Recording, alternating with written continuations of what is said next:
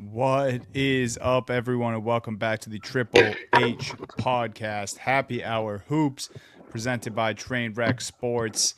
It's NBA summertime here. We are in the middle of free agency frenzy. It's cooled down a little bit, but still getting moves, signings, max contracts all over the place. Cooper Flag is about to play in his first NBA action tonight, 8 p.m. if you're listening live.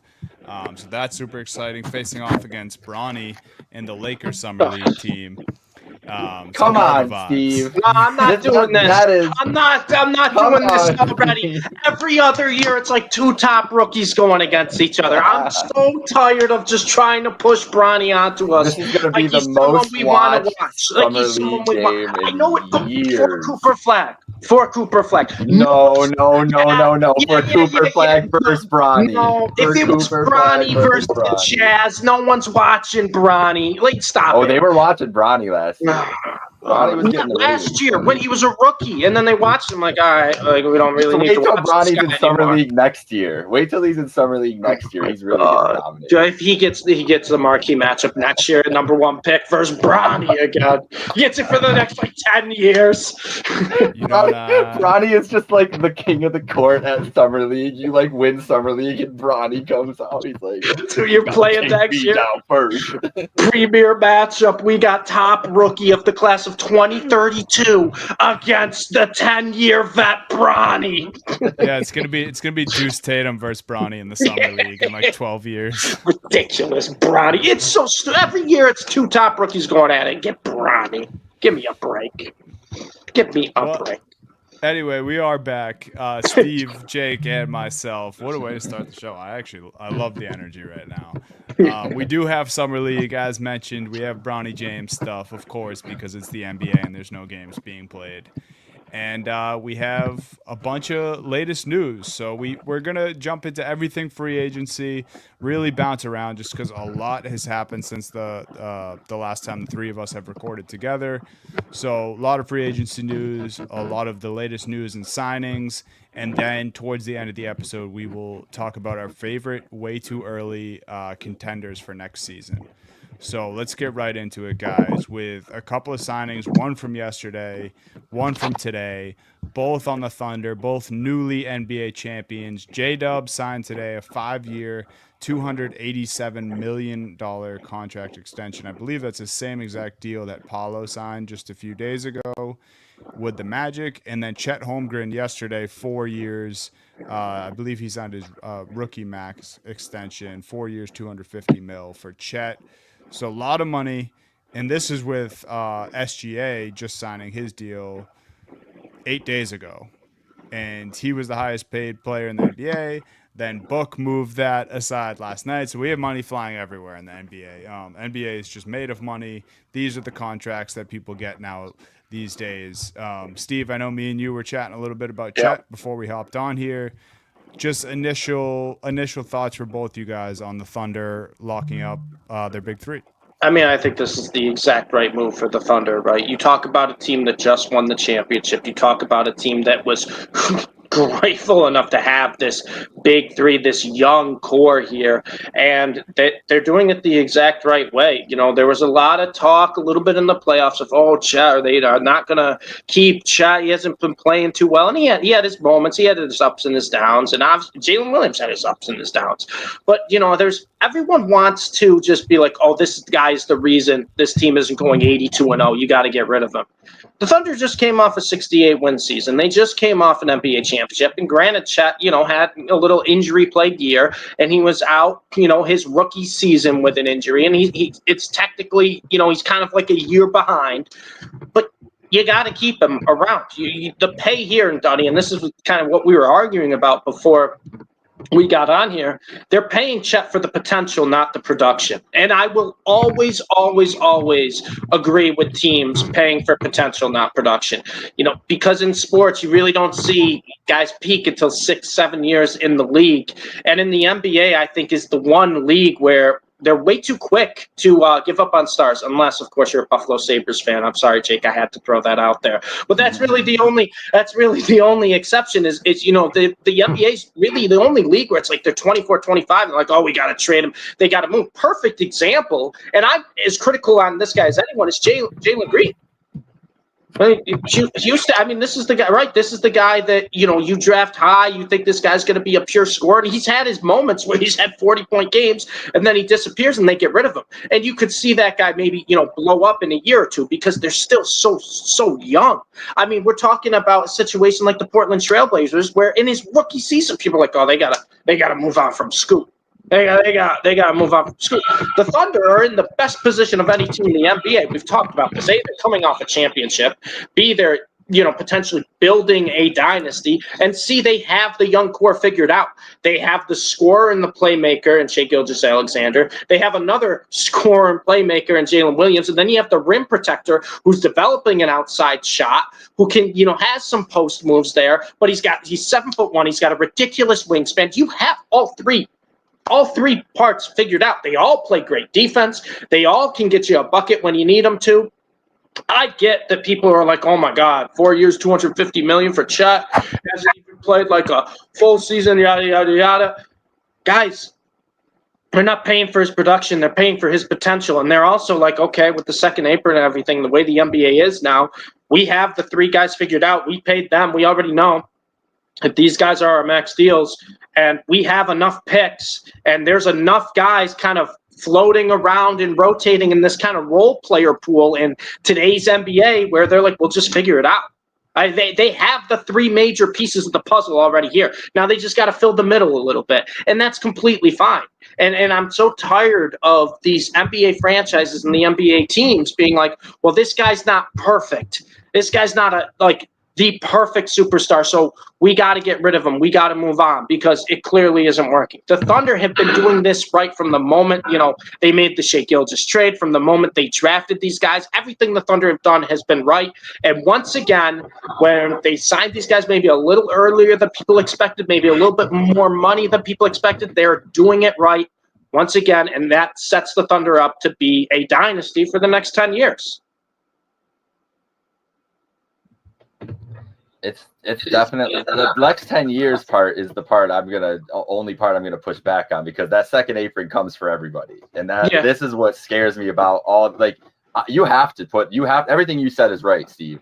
Like what you just saw from these guys, the way the NBA is going, everything else, you have to invest into these guys. But now it's like, maybe I'm wrong, and I could be wrong because this is all very new to all of us, and the Thunder are clearly the team that was ready for this, was ahead of the curve and ready to maximize this moment. But it feels like right now you got like 3 years around that roster, 4 years around that roster before the money starts really pushing you, unless the Thunder are just going to be like willing to pay. Like, they've never really paid big money for these rosters. Maybe now it's like, if we can keep a win, like if it's that between keeping this roster and having like the modern dynasty, like, I'm not saying that that's what they're going to be, but if they feel like that's what they have an opportunity to do, then you kind of just have to do this and just and double down. Because also the other thing is just so hard to get like all the player the era of player movement that we all enjoyed is just, it's not the same anymore too. And so these guys, say J-Dub gets pissed off in 2 years, it's going to be really hard for him to find a deal out. To force his way out and find a different situation. Like, it would, like, much different than if they would have committed to him 5 years ago. You know what I mean? And then you have to worry, is J-Dub going to you have to give him his touches. You don't want him to force his way to his own team, like all that. Like, I feel like we don't even have to have that conversation like we used to anymore, because it's like, what are you going to do, bro? Like, you're going to go get traded to some bum team, or like, you're just going to have to wait it out. Like, that's like your options if you're a star now. So it's a weird new world we're just living in here with the league. But I echo everything you said. Like, Thunder, the way they identified these guys to be on this team and be part of a winning team, but just the way they've built it from a managerial perspective is really impressive. And this is, you try to get these guys to pay them big money. Like, yes, the sticker price looks bad, but this is a good, very, very good problem to have too. So yeah, and it trumps all when you win the NBA championship, just a few months ago too, or less than Yeah. that. But because like that was my thing entering this past season with the Celtics. It's like they're coming fresh off a championship. Drew was a year older, super expensive on the books. KP was super expensive on the books, but that's the price you pay when you're in this thing to win championships. And Steve, I know I said we were talking about Chet. You guys know my feelings on it. But at the end of the day, I understand why they had to do it. And if I'm in that seat, I'm probably doing the same thing because they just won a championship, because Chet is 23 years old, not going to be 24 until next May. And because these three guys have proven they can do it together. So, and like you said, Steve, I like the way you put it too, where like you have everything you need in an NBA roster in just these three guys. Like you have the dynamic guard who can do a little bit of everything, is also great on defense, and then having the 7-footer who can shoot and kind of float and be a rim protector. Like these things don't just grow on trees as far as NBA prospects. Right. And they have three, S tier guys who obviously they're going to lock up. And I agree with you that you're paying for the potential. But I think our minds, especially the NBA that we grew up on, like when you see a guy like Chet making 50 mil, I think it's still just hard for myself and other NBA fans to process, because it's like, holy shit, this is the first. Yeah. Yeah, it's a big number, man. But yeah, we get it. And I think the big thing, Dunny, is like, where else are you going to find that, right? It like everyone, like, because you see it all the time. Everyone's got their opinions online now. Everyone complaining about Chet, saying he hasn't earned this, he hasn't. All right, say they don't have Chet. How many teams have that? How many teams have a 7'1" shot blocker who's has an outside game, who has some post moves that like has potential, like untapped potential? Not many other teams. I can think of one. It's going to the Spurs, Victor Wembanyama, and I can't wait to see what his deal will end up being when he gets his. But that's the thing. Everyone complaining about this deal. It's like, okay, like if you're going to complain, then what's the replacement? What are you going to replace Chat with? Don't like stop it. Any alternative is worse. I agree with that. Any alternative in this situation, like say they don't give him that extension. And again, one of my other smaller gripes too was that they didn't have to do it now, but that was one of the points you kind of made to me before we started recording too, is like, but they kind of did. And I get that side of it too, because you kind of do. And of course, the world of unknown could haunt you, and he, if he has another injury-riddled season next year, it's going to sting. But then you still have Chet locked up for the season when he comes back. So, yeah, it's just one of those things where we're probably going to see this a lot in the next couple of years going forward. But ultimately, I think you had to do this for the Thunder, for all three guys. I think it just makes sense. It is, I don't know, this has kind of been a topic of conversation today too, and we can shift to talking more about Paolo getting his deal here. But Paolo Banchero and J-Dub have the same contract. If you thought only one of these two guys was deserving of this money, who would you guys pick? Like, if you could only hand this deal to one of these guys. Okay, I'm in agreement. I've been seeing. I don't think it's too much of a debate either. No, and I'm tired of people just trying to act like Paolo Banchero doesn't have potential to be a top 10, top 5 player in the league. Like and we've seen carrying a broken Magic team and battling the Celtics past 2 years. Himself. Like we've seen Paolo Banchero. We've seen the potential with him. His biggest limitation right now is his outside shooting is inconsistent. But my God, you talk about pure strength. You talk about basketball IQ. You talk about everything. And I gotta Defense. just put this on here because I'm going to be talking up a lot of Duke players. I hate Duke. I just want that on the record. I hate Duke. So when I'm saying something about Paolo Banchero, he really impressed me because when he was taken first overall, I was like, all right, I think Paolo's going to be a good player. I don't know if he's going to be a true superstar. And within like a month, I was like, oh, well, that's a whiff there. I mean, this is a guy. I love Jalen Williams. Don't get me wrong, but Paolo is leaps and bounds better than Jalen Williams. And I also think the potential for Paolo is he has that type of potential that, not a lot of players in this league have. That type of potential where he could potentially be, one of the faces of the league, one of the guys who will be all NBA year after year after year. I consider him to have Anthony Edwards potential. Everyone wants to, talk about Anthony Edwards' potential, right? And what he can do, what he can be. I think Paolo Banchero is right up there with that in terms of potential. And he's also got the size. He's huge. He's a legit one that you can build your future around, and that's what the Magic are doing with this contract. Yeah. No, I'm in total agreement. I've just literally since J-Dub signed today, it's the NBA world has been comparing these two, I feel like. And although, yes, their contracts are the exact same, we just went through why the Thunder did what they did, and it's just kind of a testament to both these guys how good they are. It's also just like how the contract, like they can only make certain amounts of money because of certain indicators and everything. Like there's not like if they wanted it's almost to like it's not up to the teams. Yeah, it really isn't. Yeah. Like I'm sure if Paolo's agents knew this was coming, he would have been like, we want $1 million more than J-Dub, because that happens in like football. Like you see like, a cornerback get $1 million more than another corner. Like Jamar Chase and Jefferson. Yes, exactly. That can't happen in the NBA. Like it's literally not possible. They are max contracts. Right. Like max means you can't go higher. That's the only reason. So Paolo deserves, honestly, I'd pay Paolo SGA money. Bro, I would pay him $70 million because he's like you just said, possible top 5 talent in the league don't just grow on trees. And if the market price is $70 million, then the market price is $70 million. Like pay up. This is what we got to do. This is the new NBA, man. Like this is what it is. Like would you pay paid more than ever, and we basically have a hard cap. So figure it out. Would you pay him Devin Booker money though? I was just going to say, speaking of $70 million. Shout out Devin Booker, man, because after 2 just so disappointing years, not him individually, but the Phoenix Suns as a team. And he was battling through those seasons a little bit too. $72.5 million a year, Dunny? $72.5 million a year? So I pulled up the breakdown. I'll go through from starting at next season until 29-30 season. This is what D-Book will be making. $53 million next year, $57 in 26-27, $61 in 27-28, in 28-29 just under $70 million. At 29-30, $75 million.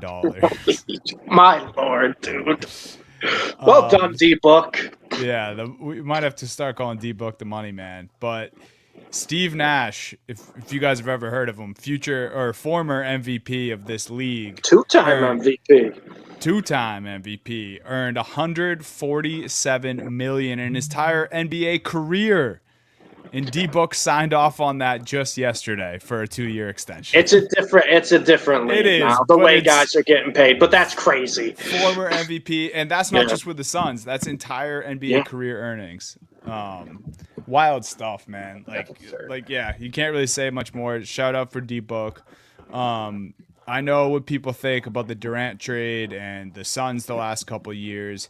I actually have some higher hopes of just like the fact that you can kind of reset in the NBA and a new look can be refreshing, especially for a superstar in his position where he doesn't want to leave the team, but probably understands the struggles of the last couple of years. Not even just the last couple of years, like pretty much ever since they went to the NBA Finals, it's just been downhill. Ever since Luka cooked them too, just saying. I'm just saying. Part of it. That's in the history books. Happened at home. They don't forget that. They don't forget that one. They certainly don't. But yeah, I don't know. I think next year could be refreshing for Book. I mean, he's probably cool in either way. He's looking at that contract that I just read out to y'all, and I'm sure he's feeling fine. But yeah, I think it's still well deserved. I think he's one of the more versatile players in the league that we have. One of the best scorers, one of the best true shooting guards. So deserving, and like we said, this is the money that you get in the NBA, man. If you pull all this attention, you sell all the jerseys. This is what the players are allowed to earn, and we're seeing it. I assume we won't be talking about the Suns later in the episode. So anything on the Suns for you guys? I just still don't even know. I'm happy for him to get paid, but I don't know. Like, I'm glad he only signed for two years. That's what I'm happy about. Like, because I don't know what the Suns are trying to do right now. I don't think anybody does. They know what they're trying to do. Yeah, exactly. So, get your money now. Yeah, absolutely. But now he'll only be 30 when this deal's done. He'll still be a really good NBA player. And if the Suns are just a tire fire after this, he still has some good basketball to play to go try to win a title, which I think is something that's important to him. So, but hey, who knows? Maybe Devin Booker, Jalen Green, and Mark Williams, the new big three. For all sneaky league pass team. I think so. I think I'm excited to watch this group. Team this year. I mean, they also got Malawak from Duke in the draft. I got to stop talking praise about Duke players. I have Mark Williams also from Duke, but still, I mean, like they got Cooper Flag talk coming. Bigs. So. I know they got two good bigs. Jalen Green, like I know I've been very critical of Jalen Green, but I was true to what I said at the start of the pod, where teams give up on these young guys a little too soon.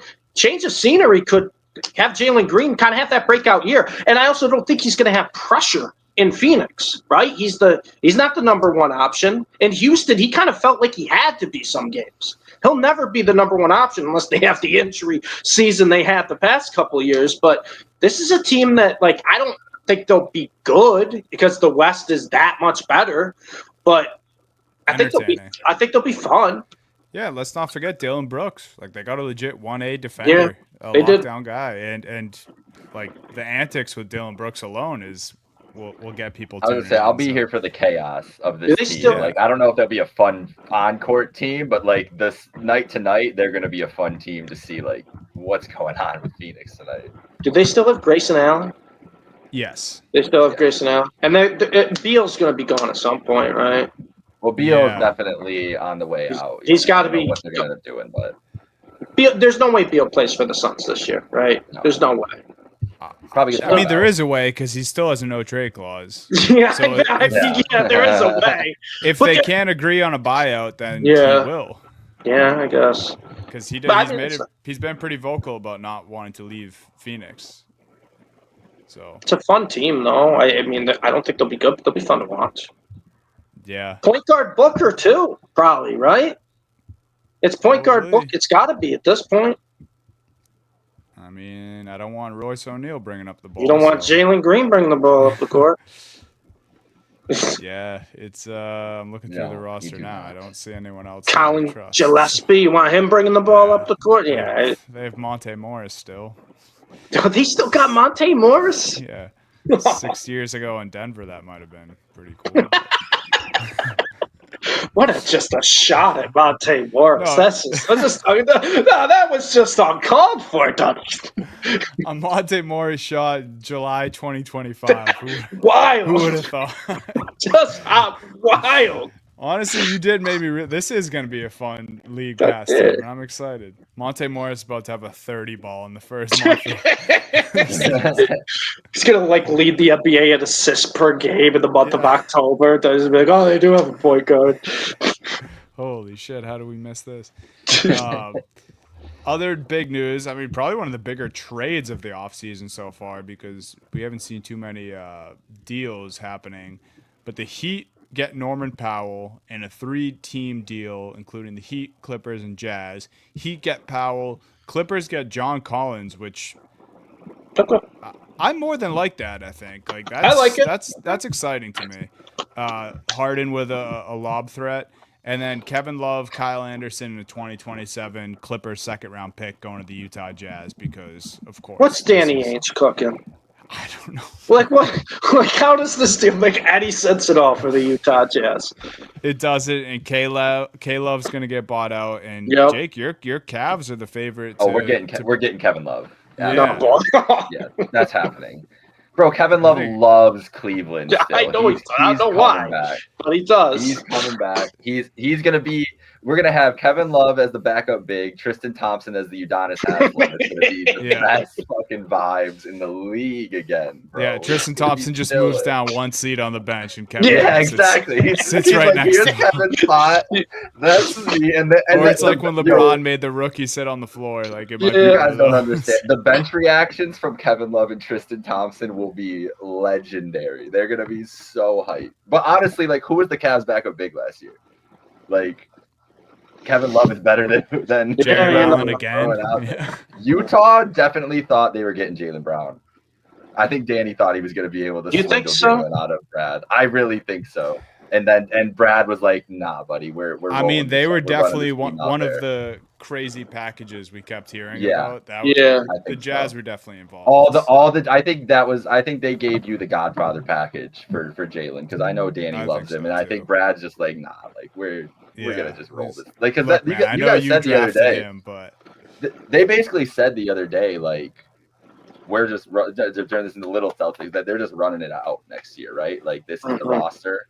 It feels like it. More or less, yeah. I think a Simons deal, if there's suitors, might still be on the table, just because he's expiring, and obviously our best asset that we're willing to move. Because Brad, when he talked to the media for the first time all summer yesterday, was basically like, it's Jason and Jaylen and kind of Derek now, and we're moving forward with those. Are they just gonna roll with Tillman, Keita, and Luka Garza as the bigs? Is that like what that Like, he basically said that's the plan. Yeah. On court. We drafted a kid from Kentucky also. So okay. Okay. I mean, you guys need Kevin Love. There's an offer. There's an offer on the table for Horford, but it sounds more and more every day like he's going to. That's how it feels. It feels to me too. But yeah, we don't have to talk about the Celtics center rotation. No, I don't think you want to talk about that right now. I looked at it, I go, oh boy. You know what's funny though is that could be just Garza could average just like 15 and 10 and just get cooked on defense every possession. I mean, you're not defense playing. Defense is going to be bad. Tillman and Keita. I mean, what are we doing? Yeah. I mean, it's undersized too. They're not just bad; they're undersized bigs. Yeah. Yeah. All right. You know what, Dunny? Let's. You know what? We can move on, Dunny.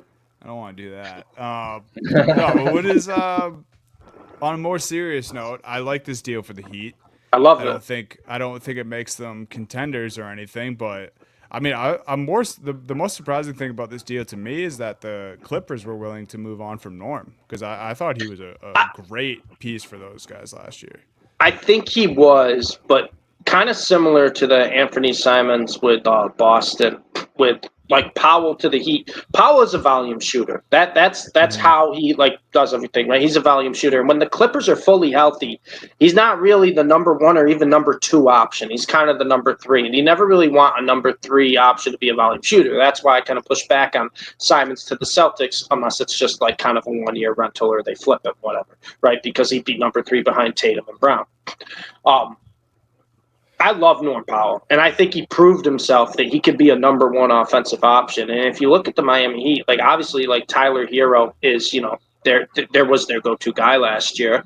But I would not be surprised if Powell gets more shots up than Hero this year, and he's their top scoring option, because it's kind of the perfect spot for him. If Bam stays there, you never really know. Bam's never going to be the aggressor on offense, right? But he's a great guy. You want to have him as one of your big three in that core. But the Heat kind of needed just that volume scorer when Hero has those games where he's not on, or sometimes Hero gets doubled, because they really didn't have that. Especially they felt kind of lost after the Jimmy Butler trade, because they didn't really have another guy like that.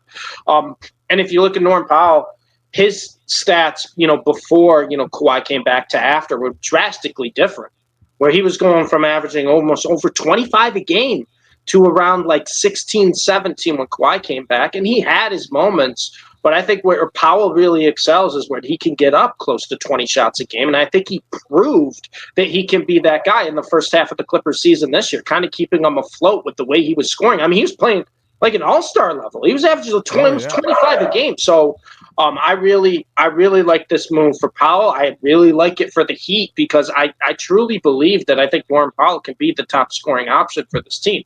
Now, you're right, Dunny. Does this really make the Heat a contender? Probably not, but as we'll talk about a lot this offseason, the East is wide open. As open as anything.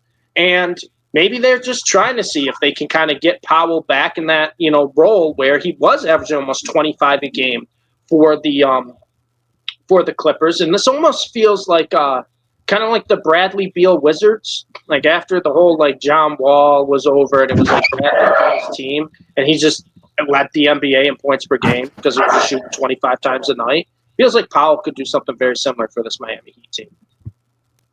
Yeah, I don't mind it, and I feel like with the Heat, there's still rumors that they might do something with Wiggins, whether that's before the season starts or at the deadline. Who knows? But I think this move kind of gives the Heat some options, and obviously for the time being makes them a little better. So I didn't mind it at all. I also really liked it for the Clippers. I can't lie. Yeah, Collins.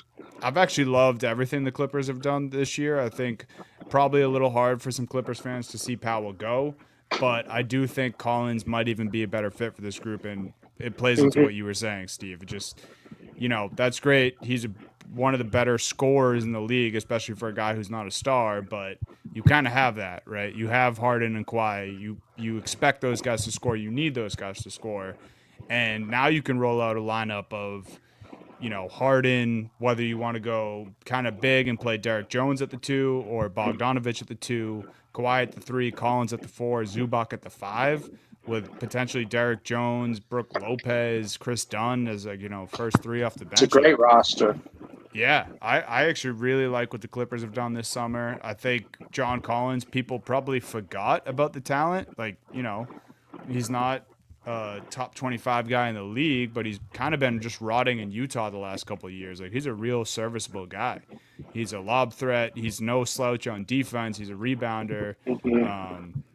Elite rebounder too. I would say for his size.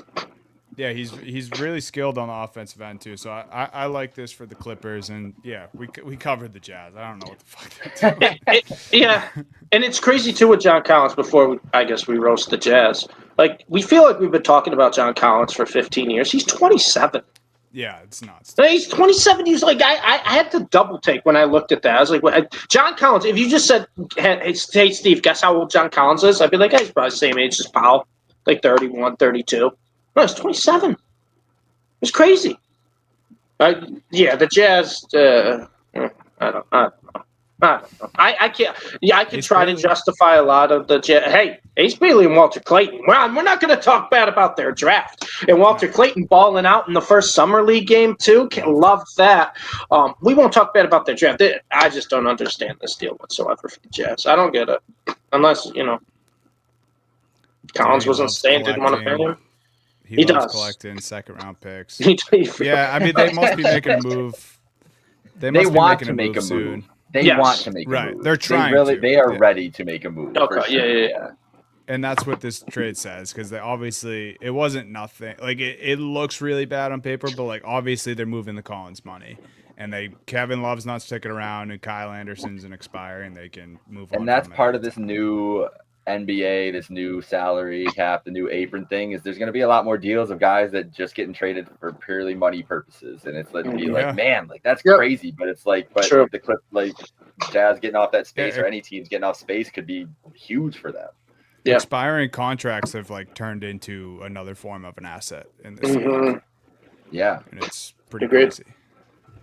All right, I'll leave it up to you guys here. Where do you guys want to go? I have these fun little titles here: Houston handling business, Denver back in the driver's seat, Milwaukee and Indiana, ...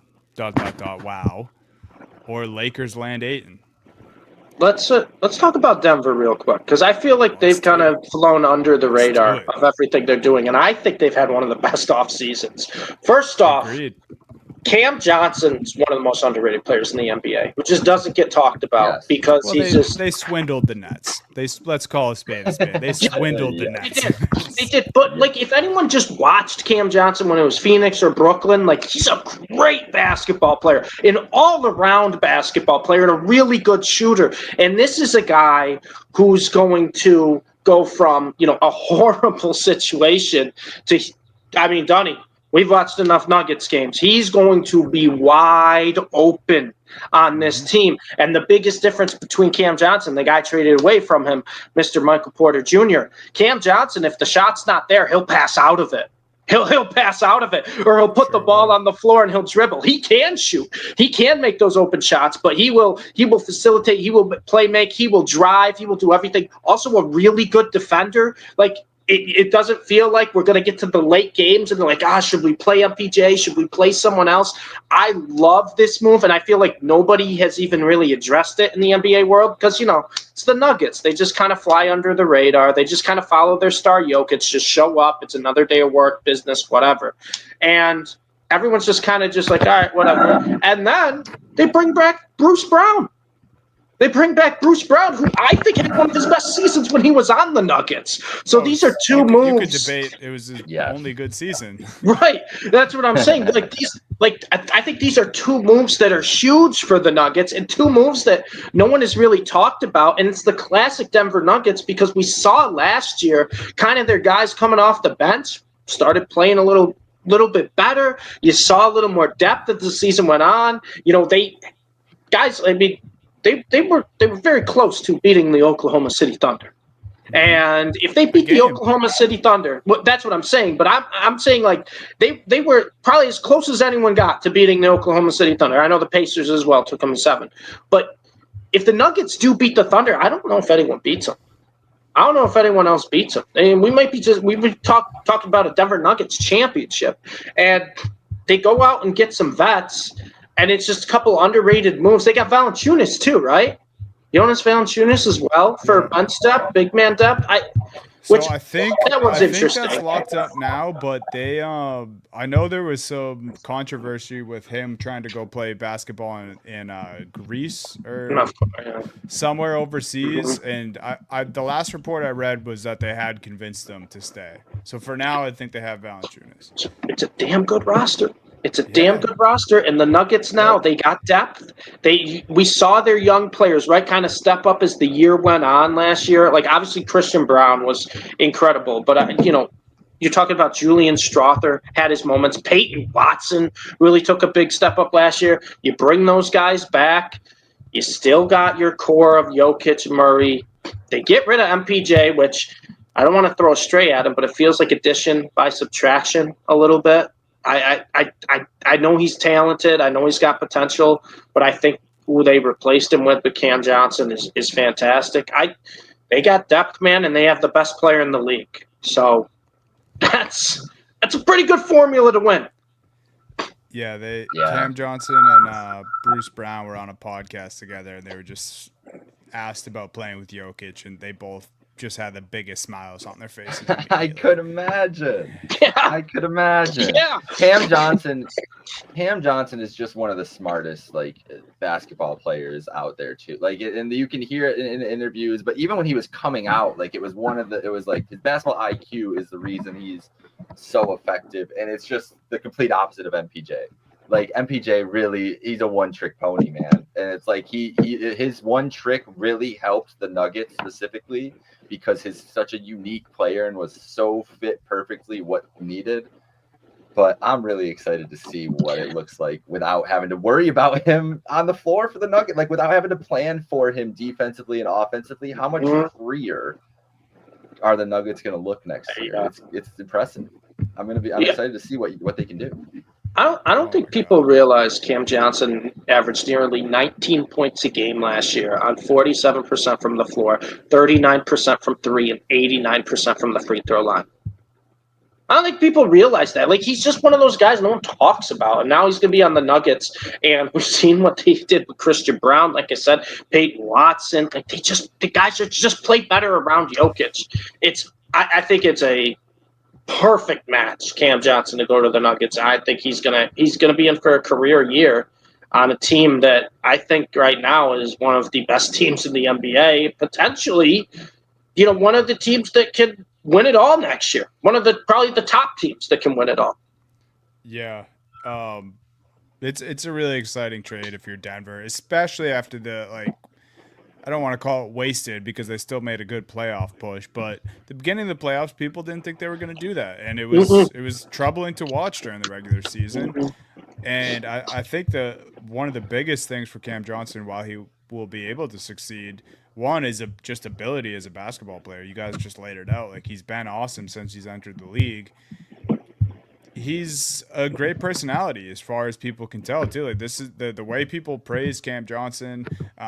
This is a guy you don't hear off court shit about him, and he's an unselfish player. Like you said, he's willing to kick out if he doesn't have a shot.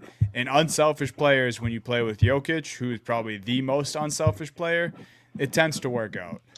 And the fact that they were able to get off MPJ's money, like, Cam Johnson is significantly cheaper than Michael Porter Jr., and he's a better player in my opinion. Yeah. So, like, they got the better player in the deal on a lesser deal, and all they had to give up, unrestricted, so could be scary at that time. But, Jokic, I think, is mid to late 30s, like 36, 37 in 2032.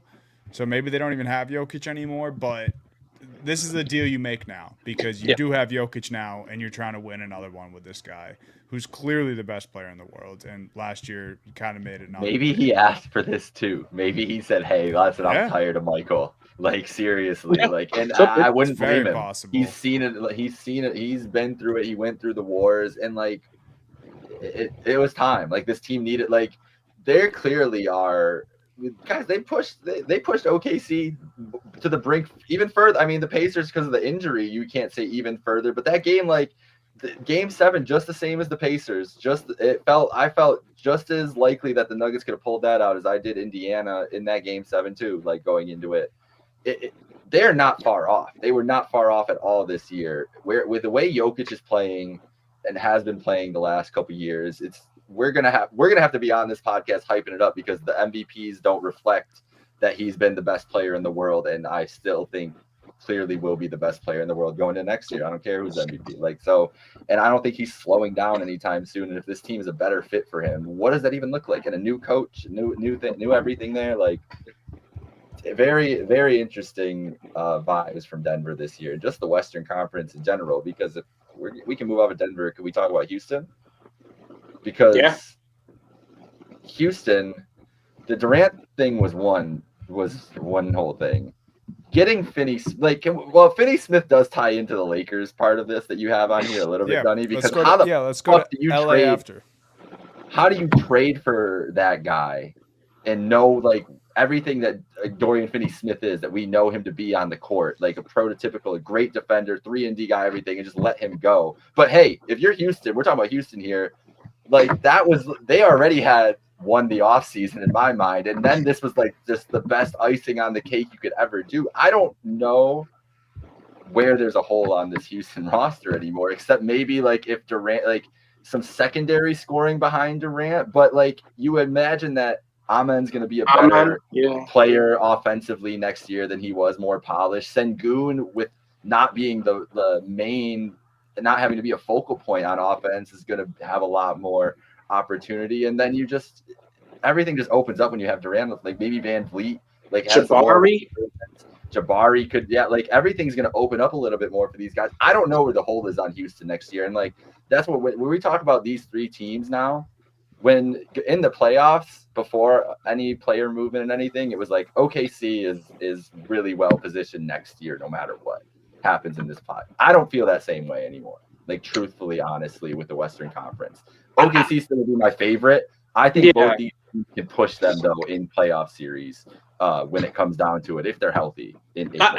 I think there's a number of teams that can push OKC in the West. I still think OKC's in a fantastic position, though, especially too because you have a young team that had that experience, what it was like to win a championship and win 2 series that went to Game 7. That's not easy for a team when your young core is around 23 years old to do, and they were able to do that and prove to themselves. And if there's one team that doesn't need any more confidence, it's OKC. So I think OKC is going to be in a very, very good position next year, no matter what happens with all these teams. But you are right. There's a lot of teams in the West that got better. Another thing we didn't even mention with Houston, Jake, is they brought back Capella too.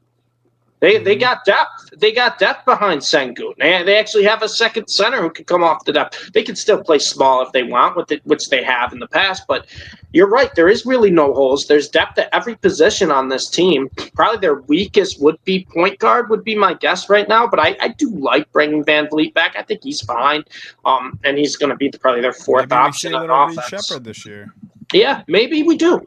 But this is a team that, like you said, has a lot of young talent, that has a lot of potential, and really doesn't feel like they have any holes. And what we said about Houston all of last year is they need that primary scoring option. They need that primary scoring option. Jalen Green isn't that, and Sengun I don't think is that, but he's a superstar, but he's not really your primary scoring option. KD is that.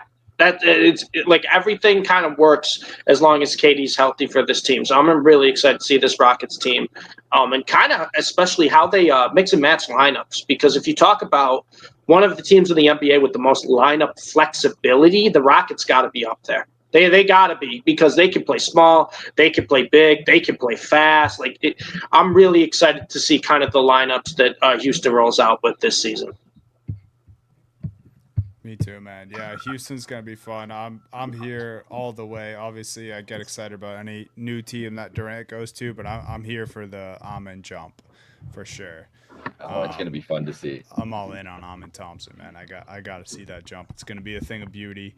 All right, you guys. I just can't wait to see him with KD too. Like him and KD together is gonna be such a fun, just hearing them, see interviews, all this stuff. I imagine KD's taking him right under his wing. That's the guy he's there to really cultivate. So I mean, what's the one thing that he really needs to improve in his game is just polishing the offensive stuff. Yeah. And, what better mentor than Kevin Durant?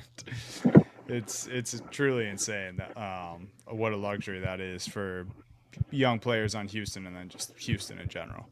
But let's do a few minutes on the Lakers landing DeAndre Ayton here, and then we will wrap up with our contenders.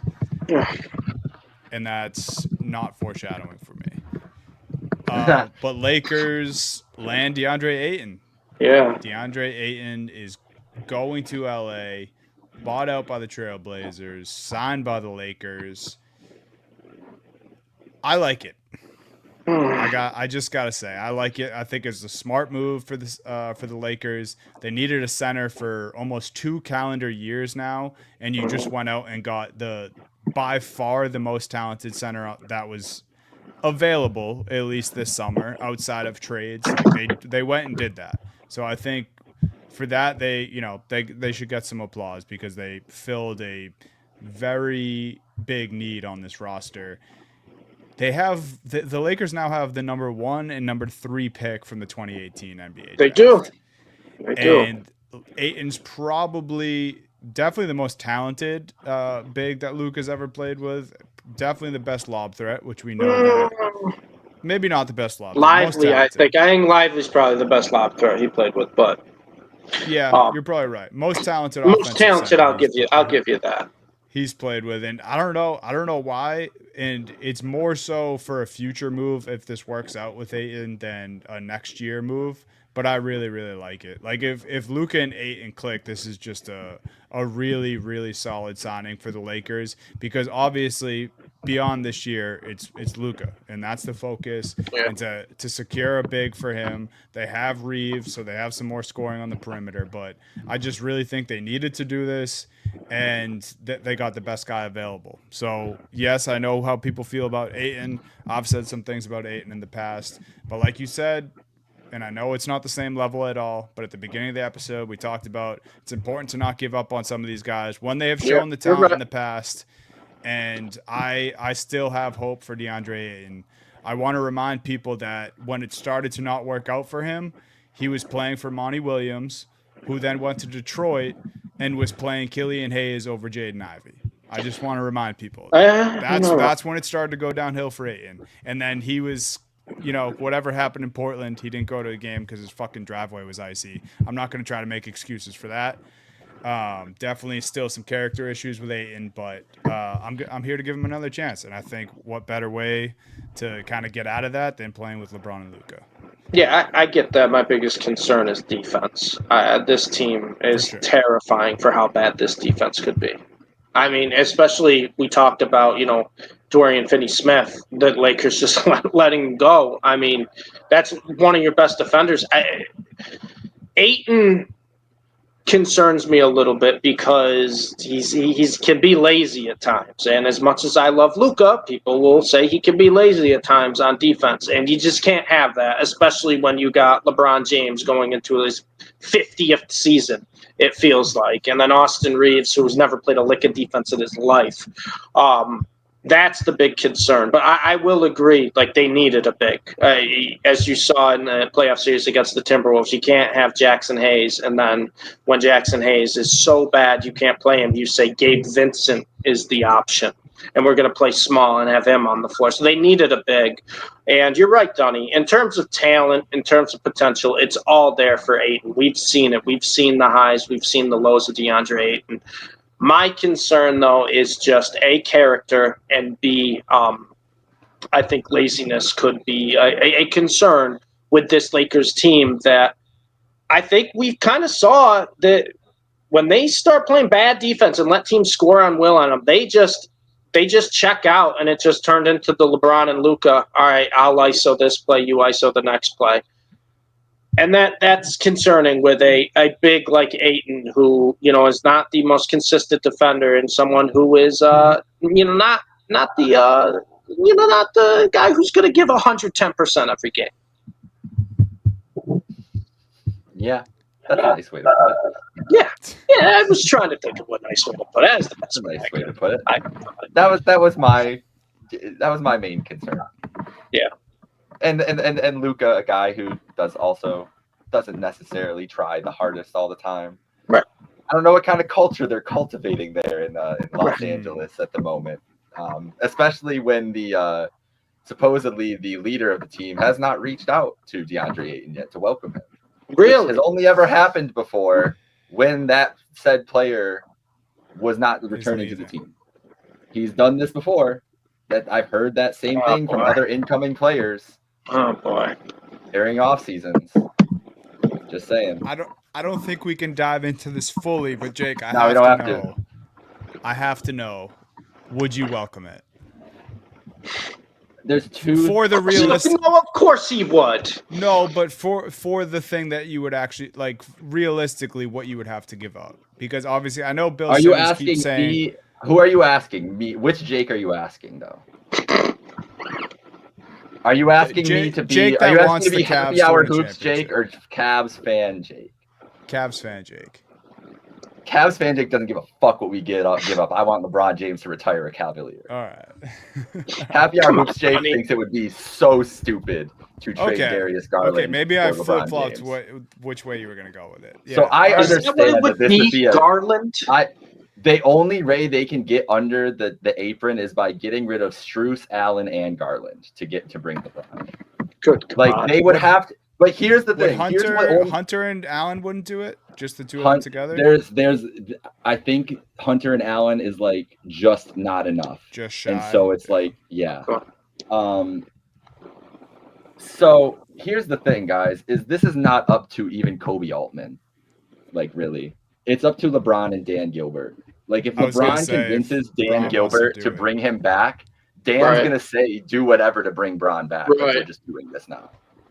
So that's why I feel like they're in negotiations at the moment. I don't think it's a smart basketball move for them. Do I think next year they could still compete for the title? Yes. But this is gutting your potential depth for 3 years from now to try to appease a guy who you has left you high and dry twice. In reality, it's a terrible move. But if night one LeBron, Evan Mobley, and Donovan Mitchell are in a starting lineup together, and Lonzo Ball, Yeah, that's and Kevin Love, like sign me up, bro. I'm here. I will be there. Oh, if LeBron comes back, Tristan Thompson's definitely sitting on the floor. Oh yeah. Here's the thing too. Here's the good. That's true. That is very true. But he will be on the team if Bron's there. That is. Oh, he'll absolutely. Just not enough seats. He'll be doing their laundry. Let me give you the straw man side of it. Why you should do it if you're the Cavs. No matter what. What other chance do the Cleveland Cavaliers as an organization have in the next 50 years to be like the focus of the NBA? Like, when are the Cavs ever going to be the tentpole organization in the NBA? Like, the only time it's ever happened was with LeBron. And this is kind of their chance. This could, like, put them on the map forever.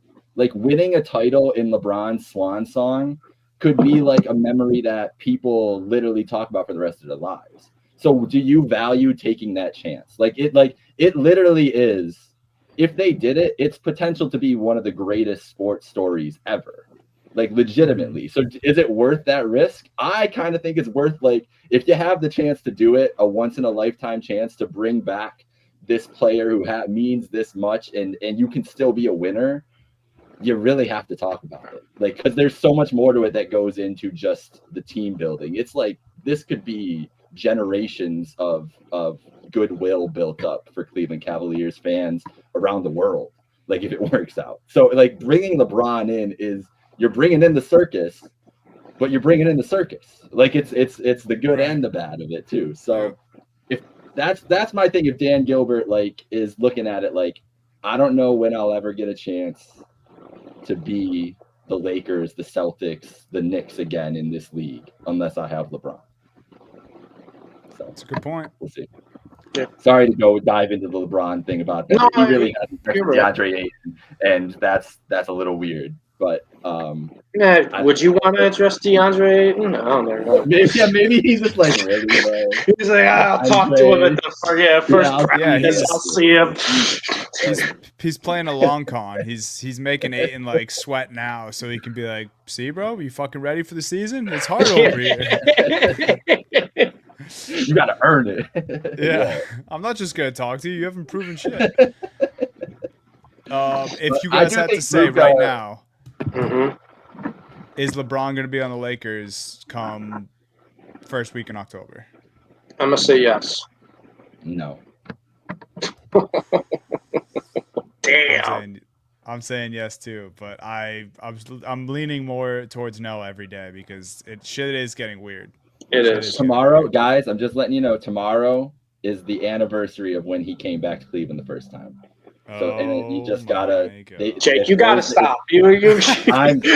Guys, I'm not the one who brought that up. That's been going on the internet for a week, and he's been very quiet since that boost last week. Him playing basketball in the Cleveland gym, like, I know 10-year anniversary too.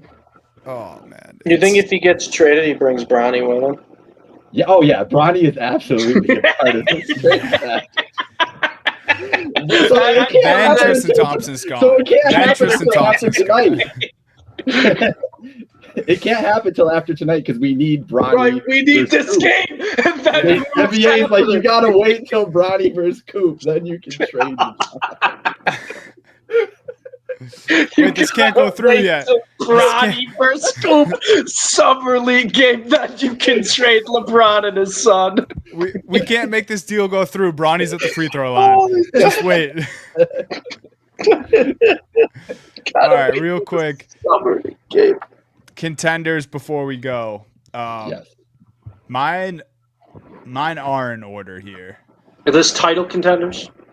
Title contenders. Okay. Title contenders, the way too early title contenders for next season. Mine are in order currently as constructed on July 10th, 2025. OKC, easy. Denver, 2. Okay. Houston, 3. Okay. Cleveland Cavaliers, 4. Okay. And the Dallas Mavericks. Honorable mention Knicks because I don't even want to fucking hear from the Knicks fans, dude. You gotta. Anyway, Dunny, I'll go too long if I do that. Dallas Mavericks 5. Is that Kyrie's back for the postseason, or is that would have to be that? I know. All right, because they're not 5 if he doesn't come back, and I'm getting nervous he might not come back this year. I agree. I agree with that. That is not necessarily that he has to play most of the regular season, but he would have to be back for the playoffs for me to believe that. But I cannot stop thinking about a healthy Anthony Davis and Cooper Flag together. And I know he's not the savior. I know we talked about this a little bit before we started. I don't mind them bringing in D'Angelo Russell. Oh. I didn't mind it. It's so cheap. They have D'Angelo Russell. It's called Jaden Hardy. What are we talking about? He's played with Davis before. It's so cheap. He can create scoring while Kyrie's still rehabbing and coming back. I think it takes some pressure off Clay as far as the outside shooting stuff. Like I just didn't mind it for the price. So, all right, that's a 1 point I'll give you. Don't mind it for the price. But if we're talking title contenders, you really think a title contender can be a team with their leading guard being D'Angelo Russell? No. Well, that's what I said. Kyrie would have to be healthy. Okay. All right. So asterisk Mavs 5 is essentially. Yeah, I'm gonna add an asterisk to the doc just because. Can I make you a little more sick to your stomach, Dunny? Yeah. So you named 4 West teams and 1 East team. I know. And I get the Cavs are the clear favorite in the East, and they should be after the season they had last year. But what have we been saying this whole year? The East is wide open. This would be the perfect Philly year. This would be the perfect. No, I'm telling you right now. I know, Dunny. I know. They don't have to worry about Boston, right? Like, they don't have to worry about Milwaukee. Like, Indiana's got their own issues going on. They lost Miles Turner. Halliburton's going to be out. They don't, like, and if we're talking about Philly, I get it. Don't stop shaking your head. I get it. Jared McCain was fantastic. He'll be back. I don't know if you guys saw what VJ Edgecombe did in his summer league game, and I love that pick. I love that pick. I think he's going to be an instant impact right away. We still got Tyrese Maxey, and we're talking about, like, if Embiid's healthy, and I know that's the biggest air quotes if. I know it's the biggest air quotes if. If Embiid's healthy, like, guys, just take away injuries, take away drama, take away your hate for Philly, Dunny. Just look top to bottom at, let's say, top 8 on a roster, right? I'll even go as far as top 10 on a roster in the Eastern Conference. How many teams can you name are better than the Philadelphia 76ers? In the East. Top 10. I'm not talking about the next 5 and then a bunch of nobodies on the bench. Although they did a little bit of depth this offseason. Oh, I'm still taking the Knicks 10, I think. Okay. Take Cleveland. Take Cleveland. Okay, who else? Probably Detroit. No, you would not. Don't even try. Don't even try to say you take Detroit. You take Detroit over Philly. Fully healthy? No. Don't start. Thank you. I wouldn't. Thank You're you. right. Thank you. I do really like their roster. Injuries off. It's tough because injuries are off, right? Yes, I'm just saying right now because we're talking about potential title contenders, right? It's Knicks. Knicks, Cavs. How do you make an NBA title, right? You have to have a lot of likes too. I think Orlando's in there. That's tough. I think Orlando's in there, but they fall off too. Just look at Philly's team, man. It's a good roster. It's a good roster. You also said that what you said for Embiid goes for Paul George too. Like, I agree. Paul George was bad last year. I agree he was bad last year. I'm not even including Paul George though. He's non-existent, P. I'm not including him. We also forget they got. I just hate bringing this up, but they got my guy Quentin Grimes, who turned into a bucket after they acquired him. I like their Maxey plays as in an all-star level. McCain was fantastic. I think Edgecombe is probably going to be the second best rookie after Cooper Flag this year in terms of the impact he can make. Like, I don't know, man. Like, there's someone else they got that I like. Eric Gordon. You're like 40-year-old Eric Gordon. Was that the one? Was that the one? Was it Eric Gordon?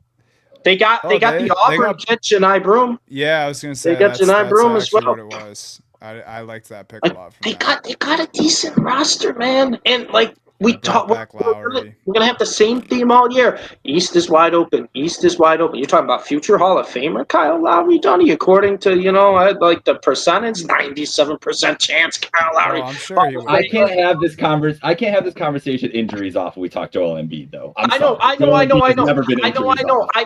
He's never been injuries off. But what I'm saying, in just in terms of a season where it could just kind of go right for Philly, where Embiid could play 50 games and they could still get a top 4 seed, and then they could. Enough.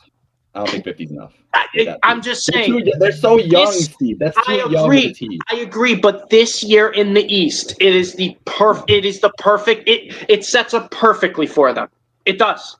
Better than any other year they've had Embiid. Better than any other year they've had Embiid. Not because Embiid was good a couple years ago and played. He doesn't even play anymore, bro. He's still good when he plays, though. He doesn't play basketball. I know. I'm saying he's still good when he plays, though. He doesn't play. I get that. I understand that. And we're giving Dunny the pass on the asterisk that the Mavs can get to the finals when they don't have a point guard. He goes, if Kyrie's healthy. The Mavs are not going to the finals either. Absolutely. Put double asterisks. The road through the East is so much easier than the West this year. And you're just trying to say he doesn't play. I'm not saying it has nothing to do with the road. I get he doesn't play. I get he doesn't play. He plays this year. He's the second best player in the East after Giannis. Can I pose a different scenario? He's got no knees, bro. He's got no knees. We don't even know what he looks like when he's healthy anymore, dude. He's going to go on the court. He could just be done. The last time we saw him really playing, he got so tired in like 2 weeks, they had to sit him down. No, he's got a whole off season. Okay. Yeah. Let's make an over-under bet right now. 41.5 games. Will Joel Embiid play? I will take slam the under. Give me the over. I'll take the over. You don't think he plays half the season this year? I think he plays 27 games and then they sit him down because he can't stay healthy. He never has, and he's getting older. He's only going to deteriorate more. That's how this works. So, yes, 35 games tops. Fine. I'm picking Orlando. I have all the same teams. Orlando's fine. I like Orlando. I have Orlando. If Orlando's healthy, they're the 2 seed this year, in my opinion. Are we wait, who are your guys' contenders? Steve, Philly wasn't actually on your contenders 5 list, right? No, but I'm saying you only mentioned one. You only mentioned one East team. I was you got we can't just assume the Cavs are going to win the East. We just can't. I get they're the heavy favorites, but we just can't. Well, that's why I said Knicks honorable mention because I wanted to talk about the Mavs thing. I have the same teams as you, except I have the Magic instead of the Mavs. I have the Magic ahead of the Knicks because I've seen Karl Anthony Towns in the playoffs. I'm going to take Paolo and Franz if they're healthy in a series. I think this Magic team has shown they've been tough to put out, and they haven't been healthy for 2 years. I don't. Desmond Bane now too. Yeah. I don't hate it. And Bane, and Bane fits perfectly too. Last year, how did their 2-star players get the same injury back to back? That's just the worst. At the same time, bad luck. Yeah. We could have been talking about Orlando as they could have been the Pacers. That team, if they were healthy, could have made the finals the way it broke out this year, no doubt. I don't think people are talking about that more than anything. I think it's all the hypes like the Cavs are, they're going to be the same, and then it's the Knicks. The Knicks are you go to the betting market right now. The Knicks are the second favorite betting highest. That makes sense. Odds for the. That makes sense for the New York fans. Yeah, but. It's, like I said, the East is weak too. That's why. I mean, Dunny, like I said, I'm the same thing. If we're just talking about top 5 teams, we're not caring about conference. I have 4 teams in the West as well. What I was saying, the reason I brought it up is because if you're only going to mention one East team, and I'm only going to mention one East team, we have to agree that it's not just a guarantee in the East after the 1. And I get that the Knicks are a little bit above everyone else. They're probably the clear 2. It's so open. It's so wide open in the East. Would we be shocked if Atlanta put it together and was a top 4 seed? I'm surprised we didn't bring them up. I'm surprised we didn't bring them up. I wouldn't be surprised. I love Atlanta's roster. I love their roster this year. They get Jalen Johnson back. Risa Shea was the best rookie the final 2 months of the season. Trae Young is still the most disrespected superstar in the NBA. Trae Young again, we're doing the healthy thing. Injuries off for Porzingis too. I know. If Trae Young gets a healthy Porzingis for any part of the regular season, that duo in a half-court offense is going to be disgusting. Like that is like a dream for Trae Young. And Alexander Walker on that team is such a nice thing next to Trae sign too. Luke Kennard, dude. Like Dyson Daniels and Alexander Walker in a backcourt playing defense. Good luck. Yeah. Good luck. You don't need Trae Young to play defense. You don't need. Who cares anymore? And Quinn Snyder's he's like the little brother, and those guys are standing behind him. Great coach. Absolutely. So I should have brought up Atlanta before Philly because those were the two teams in the East I wanted to mention, and I knew Philly would get you more upset than Atlanta. Like we totally different tone of the conversation, but the point remains the same of both those teams. They have the rosters, and I know we're saying if healthy, but they have the talent of the rosters in a wide open East this year. My 5 though very similar to you, Dunny. Number 1's OKC. They won the championship. They have the best young core. They'll figure out all the role players. It's pretty obvious. Number 2, I'm actually going to go Houston at number 2. I think Houston has been, ahead of schedule, a player away last year, and they got, Kevin Durant. They got the best addition of any team in the offseason this year. You can't really debate that. Houston got Kevin Durant. That's the exact type of player they get one of the best scorers of all time, future Hall of Famer, who Durant still got a lot left in the tank. I love that. Number 3, Denver. We talked about it. We talked about it with Denver. I love their offseason. Went under the radar. Cam Johnson, unbelievable addition. Bringing Bruce Brown back. He loves it in Denver. Number 3. 4, I'll put Cleveland just because, like I said, the East is wide open, and this is a team that won 64 games last year. We'll see what happens. I hope they don't get too crazy trying to bring LeBron James back, Jake. But Cleveland at number 4, I don't think they really need to do anything. I hope they don't. And then number 5 for me, we talked about it more than I thought at the start of the spot. The Clippers, man. Yeah. The Clippers. I know they lost Powell, but I love their roster. You're right. John Collins is a great fit there. And if we're talking about teams that kind of really came on at the end of last year, the LA Clippers were one of the best teams after the All-Star break. And as much as I don't like the guy, James Harden was fantastic down the stretch of the season last year. Kawhi Leonard, we're talking about if healthy, guess who actually was healthy for the first time in 3 years? Kawhi Leonard was at the end of last year, and we say this all the time. When healthy, Kawhi Leonard is, like a top 5, can take over a game, any game in the NBA, and he showed that. He gave the Nuggets everything he had in that playoff series. So Clippers are my number 5. I respect that you put the Mavs in there. I just, like I said, I just don't think Kyrie will be back. I can't do it if Kyrie's not back. But you're right. Like the Mavs roster, as much as I hate Nico, as much as I was so heartbroken by the Luka trade. If we just want to rank rosters, the Mavs roster is very close to the top when everyone's going right now. Yeah, and a big thing for the Mavs for me too is I'm just so excited to see that front court play together, and I think the other piece of it is one, they still have Max Christie, so that helps out with the guard play. I really like him, and then I think they're in a spot where they can make moves if shit goes sideways, or even if they just don't like what they see, because they locked up Gafford. I think a lot of teams would love to have him, and then Lively. I mean, geez, he might be one of the better trade assets in the league at this point, just because how many teams are still center needy and an athletic, young defensive center like that. So I think they have options as well. I know we went long. One last thought here, because Steve had to bring up the Sixers. I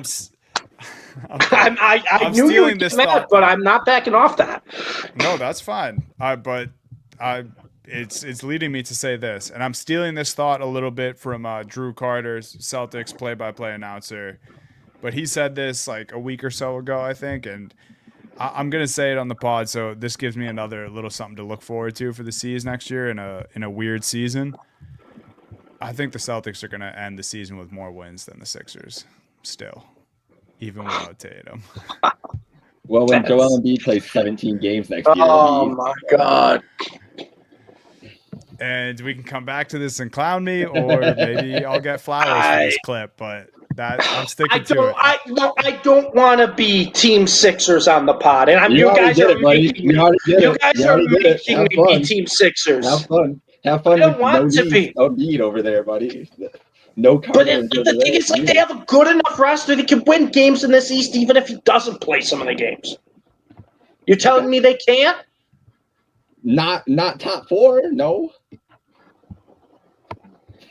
I mean, who do you have top 4 right now? Cavs, Knicks, Magic, Hawks. Knicks, Hawks. Yes, easy. And you don't think the Sixers could sneak in there? No way, the Sixers could sneak in there. 60 games. If Embiid plays 60 games, bro. Okay. That's what I was saying. That's what I was saying. That's what I was saying. Did that? Let's see when the last. Probably been a little bit. It's probably been a little bit. Oh no. It was 22-23.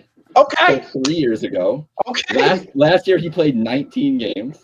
All right. The year before he played 39. It's a whole off season. Whole off season. And it's a wide opening. It's a wide open East. Okay. We're talking about the Hawks like their center is the beacon of health. Give me a break. I don't care about their center. I don't even think count him on the roster. That guy. What do you mean? Did he play? He didn't even play last year either. I know he didn't play. You love the hypotheticals, bro. I watched these guys not suit up. Why should I think they're gonna be all of a sudden healthy this year, man? Because no one else in the East is healthy right now. Everybody's banged up. Banged up team can still turn the injury slider off, man. No injuries next season. No. But Tatum's back. I hear what you're saying, but when the guy is a walking injury, you can't predict injuries though. No one predicted what happened with Franz and Paolo for the Magic last year. Right? You can predict it when the guy's hurt every year. I understand that. It's very easy. It's very easy to say he's still hurt, but it's also very possible that he could play. Steve. Did you think Kawhi would have the second half he did last year? Did you think he would be healthy? Because I didn't. He played 30 games. 30 games. At the end of the year, though. At the end of the year. But what's the bet I just made with you? All I said is Embiid's going to play less than 40 games. I never said he was bad. That's fine. Not playing more. That's so fine. I came on this show and said that was a genius move about Kawhi. They should have sat him and made his season February. I agree. That's what they should do with Embiid. Don't play him 50 games. And then all they need to do is get to the postseason. That's all they need to do. Where the East is this year. Let's see if they do that. If he's out there night 1 and then night 2, finish top 8. He never said they didn't finish top 8. I said not top 4. You're talking them a title contender. You're calling them a title contender. I did not call them a title contender. I told Dunny he only had one East team on his list, and I said I had one East team on my list as well, because I don't think there's other teams in the East right now that are title contenders. But I told him that the playoffs are kind of crazy. We saw what happened last year. We saw the Pacers run. We saw it just happens. All you need to do in the East, all you really need to do in the East to have a chance to go to the NBA Finals, not win the NBA Finals, is just make the playoffs this year. That's all you have to do. I'll believe it when I see it with Joel Embiid. That's where I'm leaving it. Okay. This is awesome. I unfortunately can't fully partake in this conversation because Dunny's way too biased to jump in here. I didn't even have to show my teeth, and everyone knew my answer. I didn't think about the 76ers for the last 3 weeks until Steve just brought them up. I was like, that's what I'm saying. This is when has the last time where the Sixers just fly under the radar when no one talks about them? Never happens. They're overrated every single year. They're overhyped every single year. No one talks about them. Now the East is down and no one wants to mention the Sixers. And they got arguably one of the best rookies in the class. Could win Rookie of the Year if Cooper Flag doesn't put up the numbers. I think VJ Edgecombe is going to be a very, very good player, and I'm excited to see Jared McCain in year 2, and that's as much as I'll say about the Sixers. That's fine. That's nice. That's fine. That was That was very mature, Dunny. I also think them bringing back Kelly Oubre on the deal that they did was actually pretty solid. Yeah. See all these positive things Donny's saying about the Sixers right now? This is what you made him do, Jake. That's it. They're going to be a great 7 seed. They're going to be an awesome 7 That's all you need The at play-in least. game's going to be sick, and then they're going to get blown out by the Cavs in round 1. I can't wait. It's personal now. You have to mention the LeBron's Cavs. going to be It's dunking personal all over. now. LeBron dunking on Embiid is going to be so sick. Because Embiid can't jump. Get it? Because he has no knees. He can't jump to block the shot. He can stand really tall, but he can't jump. Don't really need to to get over that. 7 feet tall. 22. You do when All right. LeBron's coming at you down the lane. 40-year-old You do LeBron. Bronny James sitting on the He's got floor. knees, though. All right, so we're getting a Mavs Sixers championship next No, year. we're absolutely not. No, we are absolutely It's gonna not. be absolute popcorn. Paul You're not George. going to want to miss this. Leading 2026 NBA championship, Sixers Mavs. What is Paul George is he gonna be on the team? Like what's No.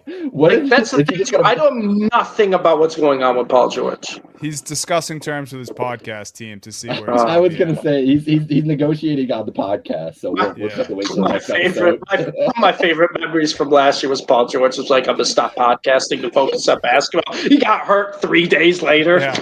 Good idea, bro. He just started podcasting again. Well, that didn't work. No, it did not. No, it did not work. That's fine. We've talked about the Sixers far too long. All right, yeah. I brought it up for Dunny's reaction. I didn't think I'd get in a heated argument with Jake for 10 minutes. You know, I was gonna leave it. And then I couldn't. No, this is how you know the boys are back. We needed it. We needed to Yeah, we need a little It's spark. the off season. We got Bronny and Cooper Flag to look forward to tonight. So let's do it. Enjoy the summer league, guys. He started that with Bronny and Cooper Flag. I can't. Steve, I know what I'm doing. Disrespectful to him. No, don't give him that. Don't give him that pass. That is so, we got Cooper Flag to look forward to tonight. Don't give me. We got Bronny. I just close out the show. Unbelievable. Future So now goat of now summer league, undoubtedly Bronny we're James. gonna have a Bronny 30 piece tonight. Anyway, shout out to Trainwreck Sports. This has been another episode of Happy Hour Hoops. We will see you guys next week to probably talk about some more free agent and summer league stuff. Later, guys. Oh yeah.